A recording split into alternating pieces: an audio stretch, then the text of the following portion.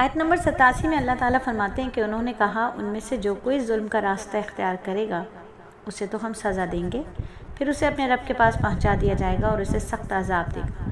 یعنی ظالم کا جو انجام دنیاوی ہے وہ جو کوئی ہوگا بے انصاف، سو ہم اس کو سزا دیں گے۔ جو بھی انصاف نہیں کرے گا، اللہ تعالیٰ کے حکم کی تعمیل نہیں کرے گا، اختیار ملنے کے بعد جب اس کو دعوت اسلام دے دی تو کہا کہ میری دعوت کے بعد جو کفر پر جمع رہا، شرک کی صورت میں اپنے اوپر خود ظلم کرتا رہا، تو میرے ساتھی اس کو قتل کر دیں گے۔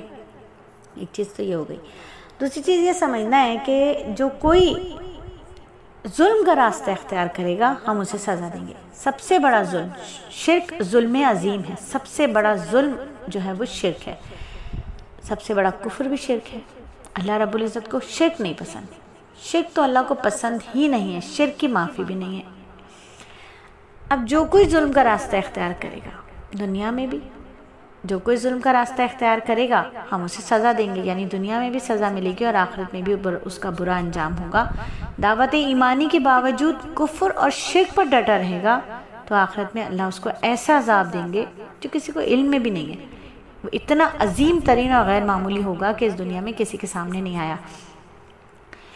اتنا خطرناک ہے شرک، شرک اتنا خطرناک ہے۔ اور شرک مشرکین کو دجال کا دجل و فریب بالکل حقیقت لگے گا، اور جبکہ اس کے ماتھے پر بھی لکھا ہوا ہوگا کافارہ، اس کے باوجود بھی جو شرک کرتا ہوگا وہ اس کے فریب کو نہیں جان سکے گا۔ تو شرک سے بچنا اتنا زیادہ ضروری ہے۔ تو آیت نمبر 87 ہمیں کیا کہتی ہے کہ اگر ہم نے ظلم کا راستہ اختیار کیا، یعنی اللہ کے ساتھ کسی کو شریک کیا، کسی کو بھی شریک کیا، یعنی اگر ہم نے یہ سوچ لیا نا کہ یہ کمبل ہماری جو ہے سردی کو روک دے گا، تو یہ بھی شرک ہے کہ کمبل ہماری سردی کو نہیں روک سکتا، بلکہ اللہ رب العزت کی ذات نے اس میں اتنی تاثیر رکھی ہے کہ یہ روک دیتا ہے۔ اللہ روکتے ہیں، ورنہ کتنے ہی کمبل آپ اوڑھ لیں سردی نہیں رکے گی، کتنا ہی اے سی چلا لیں آپ گرمی ختم نہیں ہوگی، کتنا ہی کھانا کھا لیں بھوک نہیں مٹے گی، کیونکہ بھوک مٹانے کی طاقت اللہ کے اندر ہے، اللہ کے پاس ہے بھوک مٹانے کی طاقت۔ اسی طرح پانی پیاس بجھائے گا ہی نہیں جب تک اللہ کا حکم نہ آ جائے۔ اللہ کے پاس ہے پانی کے پیاس بجھانے کی طاقت۔ پانی میں طاقت نہیں ہے کہ وہ پیاس بجھا دے، کھانے میں طاقت نہیں ہے کہ وہ بھوک کو مٹا دے، کمبل میں طاقت نہیں ہے کہ وہ گرمی کو ختم کر دے، اے سی میں طاقت نہیں ہے کہ وہ گرمی کو بڑھا دے، گرمی کو ختم کر دے۔ تو ساری طاقتیں، سارے کرنے کا مالک، سب چیز کا مالک اللہ تعالیٰ ہے۔ شرک سے بچنا ہے۔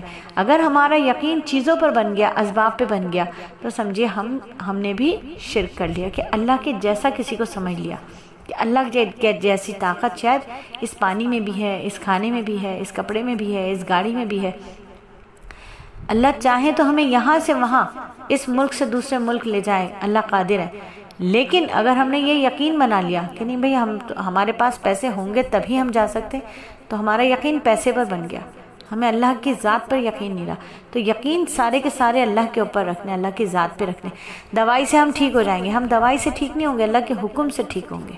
کھانا ہمیں طاقت نہیں دے گا، اللہ کا حکم ہمیں طاقت دے گا۔ تو شرک سے بالکل بچنا ہے۔ آیت نمبر 87 ہمیں یہ کہتی ہے اگر نہیں بچیں گے، ڈٹے رہے شرک پر، تو کیا ہوگا؟ دنیا میں بھی عذاب ملے گا اور آخرت میں بھی اللہ کی ناراضگی اور عذاب کو سہنا پڑے گا۔